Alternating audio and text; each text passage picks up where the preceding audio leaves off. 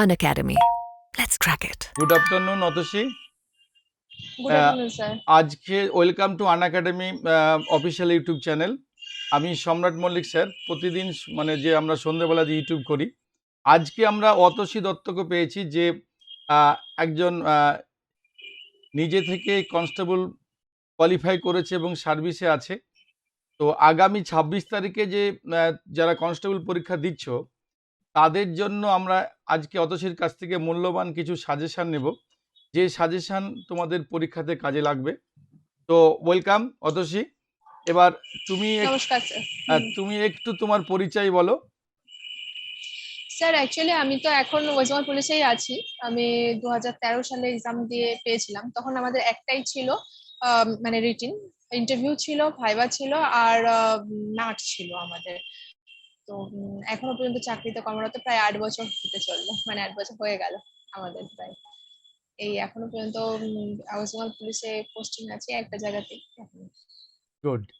তো বলি, এই দেখো, এই সামনে 26 তারিখে যে পরীক্ষাটি হচ্ছে, তুমি আমাদের যারা অ্যাসপিরেন্ট আছে, কনস্টেবল অ্যাসপিরেন্ট যারা আছে, তাদের জন্য তুমি যে স্ট্র্যাটেজি নিয়ে পড়াশোনা করেছো, সেই স্ট্র্যাটেজি একটু আমাদের স্টুডেন্টের জন্য একটু বলো। কারণ এই ভিডিও আমাদের এই ক্লাস এন্টায়ার ওয়েস্ট বেঙ্গলের সমস্ত অ্যাসপিরেন্টের কাছে যাবে এই আনএকাডেমি প্ল্যাটফর্মের থ্রুতে।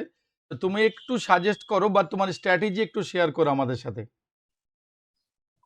অ্যাকচুয়ালি আমি প্রথমে গ্র্যাজুয়েশন দেওয়ার সঙ্গে সঙ্গেই প্রিপারেশন নিতে শুরু করি যে কোনো একটা চাকরি দরকার, গভর্নমেন্ট চাকরি দরকার।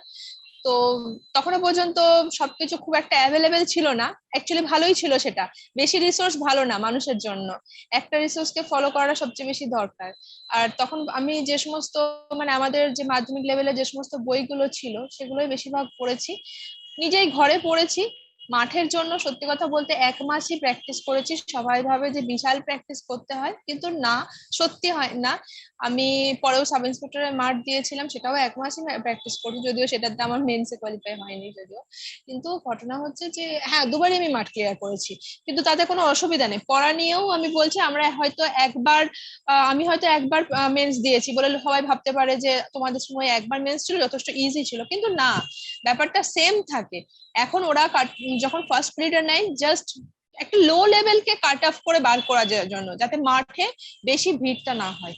তো আমার মনে হয় যে যে যে কেউ আনএকাডেমিটাও যদি ফলো করে, স্যার আপনার ক্লাসগুলো, বিভিন্ন যে গভর্নমেন্টের যে বইগুলো আছে, আমরা তো জাস্ট গভর্নমেন্ট স্কুল থেকে পড়ে, বাংলা মিডিয়াম থেকে পড়ে এসেছি স্যার, ওই সমস্ত বইগুলো পড়লে হয়ে যায় স্যার, কোনো ব্যাপার না এটা। আচ্ছা, এখানে তোমার যে পরীক্ষাটি পড়ে টোটাল অবজেক্টিভ টাইপের যে কোশ্চেনটি হচ্ছে, তুমি একটু বলো যে সাবজেক্ট ওয়াইজ ছেলেমেয়েরা এই মানে লাস্ট যে তোমার এই সামান্য কয়েকদিন আছে, এই কয়েকদিনের জন্য তোমার লাস্ট মিনিট একটা স্ট্র্যাটেজি কি হবে, জাস্ট ফর লাস্ট। স্যার সবচেয়ে মেন জিনিস হচ্ছে জিওগ্রাফি। আমি এটা জিওগ্রাফি, প্রিলি বলুন, মেন্স বলুন, ভাইবা বলুন, সব কিছুতে ওদের কাছে জিওগ্রাফিটা মেন। ওরা মেনলি ইন্ডিয়ার বর্ডার খুব বেশি করে প্রেফার করে, বর্ডার, ওয়েস্ট বেঙ্গলের পুরো বর্ডার, বিভিন্ন শহরগুলোকে ওরা কি নামে পরিচিত, এগুলো ওদের কাছে খুব, মানে এমন এমন কোশ্চেন ধরে সেগুলো হয়তো আমরা জানি না, এরকম হয়। বা হয়তো খুব নোন, আমরা হয়তো পরে পরীক্ষা দিয়ে এসে পরে ভাবি, ইস এটার নাম এটা ছিল, এরকম জাস্ট একদম। আর মেনলি জিওগ্রাফিটাকে খুব ভালো করে দেখতে হবে।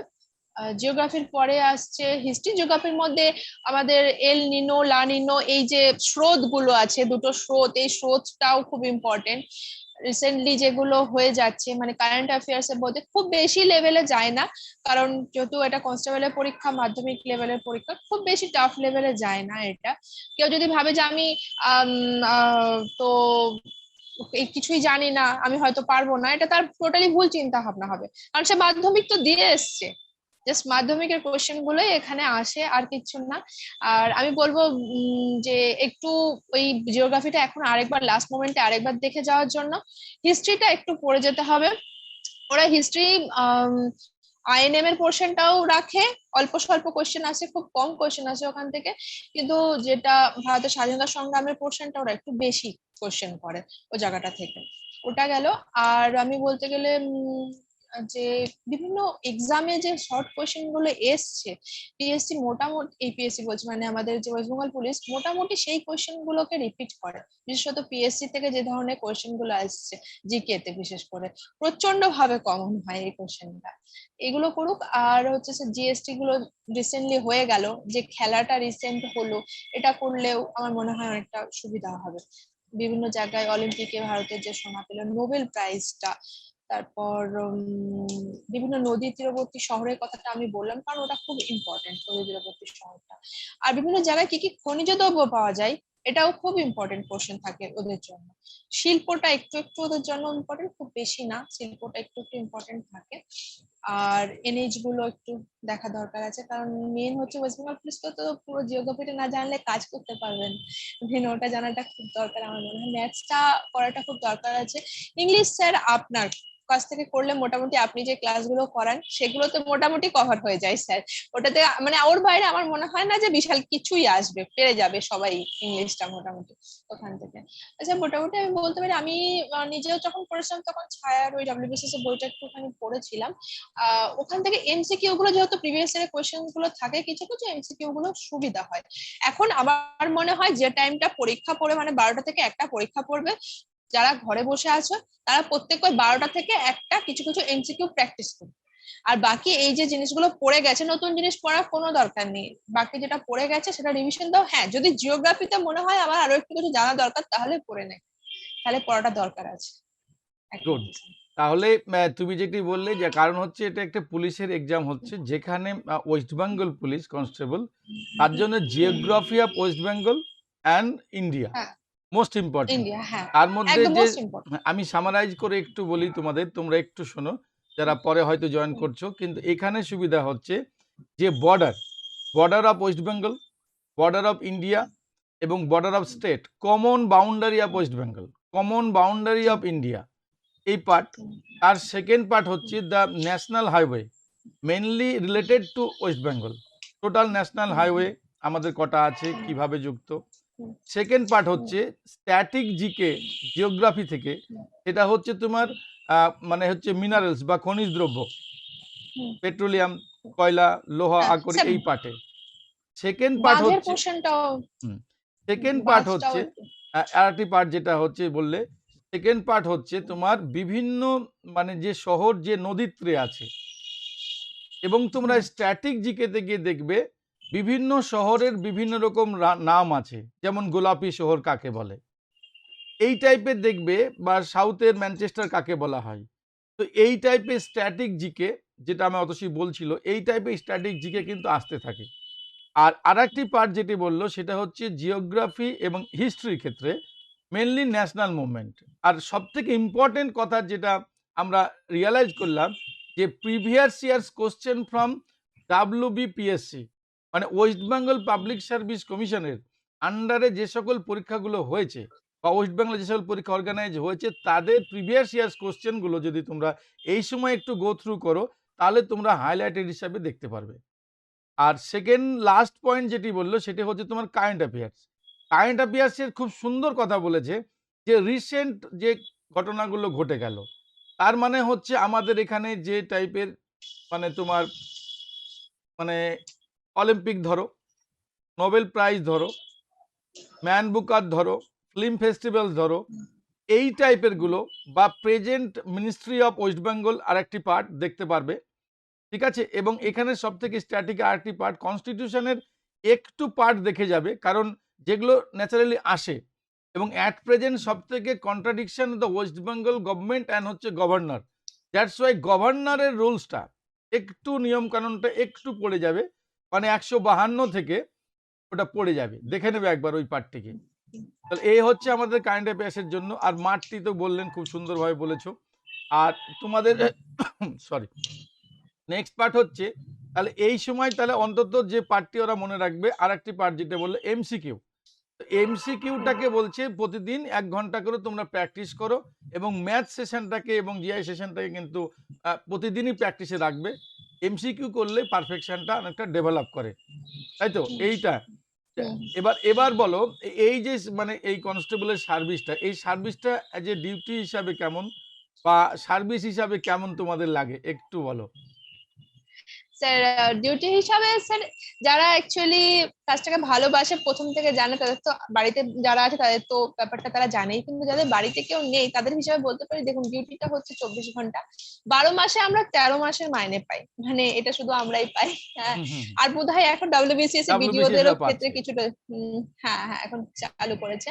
তো বরাবরই মোটামুটি 12 মাসে 13 মাসের বলতে গেলে কি হবে ওটা, মমতা দি এখন আমাদের 56 দিন প্রায় 58 দিনের করে দিয়েছেন, মানে আমরা 2 মাসের এক্সট্রা বেতন পাই। মানে তো ওটা তুমি আমাদের সলিড 14 একটা মাস পাচ্ছ। 14 মাস পাচ্ছি আচ্ছা, মোটামুটি গুড, বলতে খুব গেলে। ভালো কথা। এদের এই যে স্যালারি স্টার্টিং ফিচার্সটা কেমন এদের?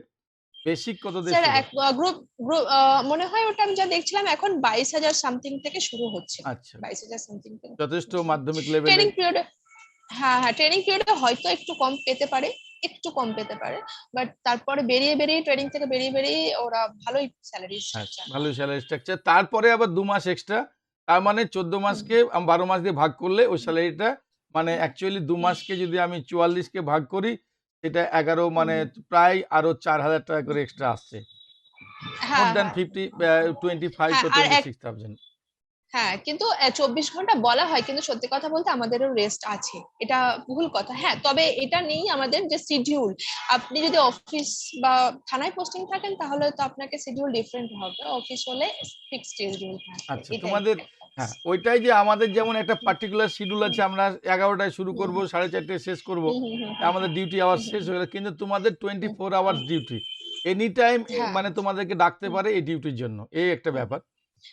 হ্যাঁ হ্যাঁ হ্যাঁ, একদম তাহলে মানে তবে এই কাজটার মধ্যে অনেকটা বৈচিত্র্য রয়েছে, বাকি সব কাজে যে বৈচিত্র্য নেই এক্ষেত্রে আপনি সবকিছু করতে পারবেন, আপনার বিভিন্ন জায়গায় পোস্টিং হতে পারবে, বিভিন্ন বিভিন্ন নলেজ বাড়বে, সবচেয়ে বড় কথা সবচেয়ে বড় নলেজের জায়গা থাকে এখানে, আচ্ছা, অনেক কিছু শেখার আছে।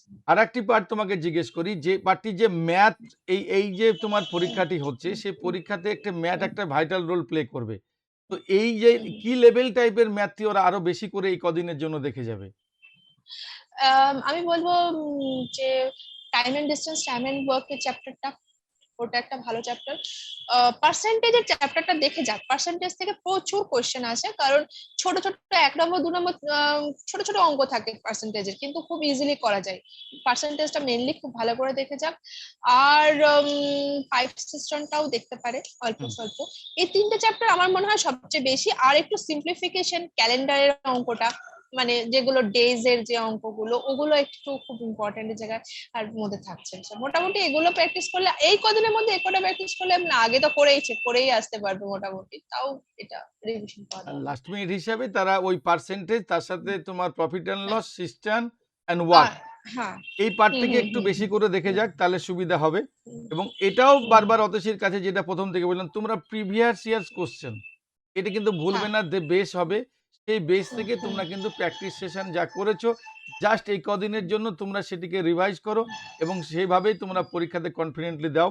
এবং এরপরে যখন তোমরা পাস করবে প্রিলিমস, তারপরে তোমাদের কাছে মেন্স আসবে 25 মার্কসের ইংলিশ আসবে, অবজেক্টিভ ইংলিশ। সেটা হুম, সেটা স্যার আপনারটা ফলো করলেই হয়ে যাবে ঠিক আছে, স্যার, সেটা আপনার ক্লাসগুলো। সেটা হুম সেইটির জন্য আমি এই চ্যানেলে ঠিক আছে আমি অলরেডি এক্সারসাইজের জন্য করছি, মেন্সের জন্য। আর তোমাদের যারা কনস্টেবল যারা পাস করবে তাদের জন্য মোস্ট ওয়েলকাম।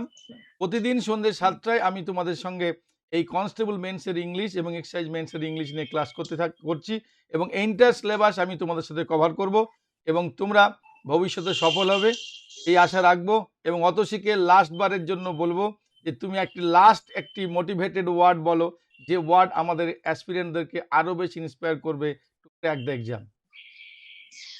লাস্ট মোটিভেটেড হচ্ছে, ফার্স্ট কথা হচ্ছে এখন তো চাকরি পাওয়াটা মানুষের জন্য খুব চাপের, মানুষ এখনো ভাবে, অনেকেই ভাবে পুলিশের চাকরি জাস্ট নাকশিটটাই, কিন্তু এটা নয় স্যার, এর মধ্যে অনেক বৈচিত্র্য আছে, আপনি যখন কারোর জন্য কাজ করতে পারবেন না আপনার ভিতরটা মনে হবে হ্যাঁ আমি কিছু করতে পেরেছি, কোনো মানুষ হেল্প, এই জায়গায় এসে মানুষকে হেল্প করার জায়গাটা আছে আপনার, একমাত্র। আর দ্বিতীয় কথা একটা জিনিস বলতে পারি, আমাদের ক্ষেত্রে মাঠটা প্রথমে ছিল, আমি মাঠে লাস্ট কিছুটা জায়গায় আমার মনে হয়েছিল, আগে আসার জায়গায় আমার মনে হয়েছিল আমার শ্বাস টোটালি শেষ, কিন্তু সেই জায়গায় দাঁড়িয়ে একজন লেডি কনস্টেবল ছিলেন, অনেকটা বয়স্ক, আমাকে বলেছিল আরে তোমার প্রচুর টাইম আছে, তুমি করে তো যাও।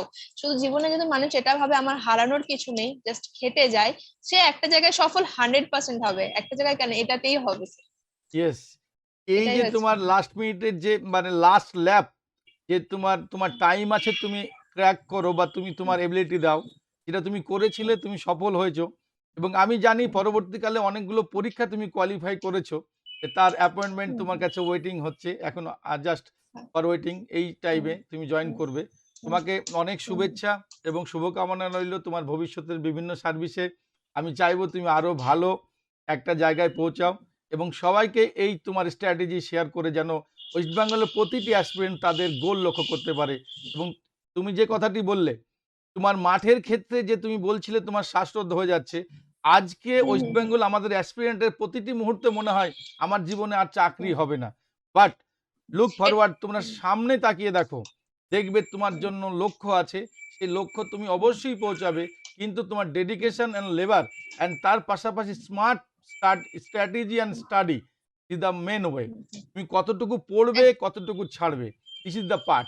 এবং এর জন্য আমরা আছি, আমাদের মতো অনেক শিক্ষক আছে এবং তারা, আমরা তোমাদেরকে এই ফ্রি এই ক্লাসগুলো তোমাদের প্রোভাইড করব আমরা, এবং তার পাশাপাশি তোমরা শিখতে থাকবে। অতসী, অনেক ধন্যবাদ, thank you. Thank you sir, thank you okay, sir, আর হ্যাঁ, যারা আসছে তাদেরকেও অভিনন্দন নতুন ঠিক আছে, চাকরিতে। ভালো থেকো, ঠিক আছে।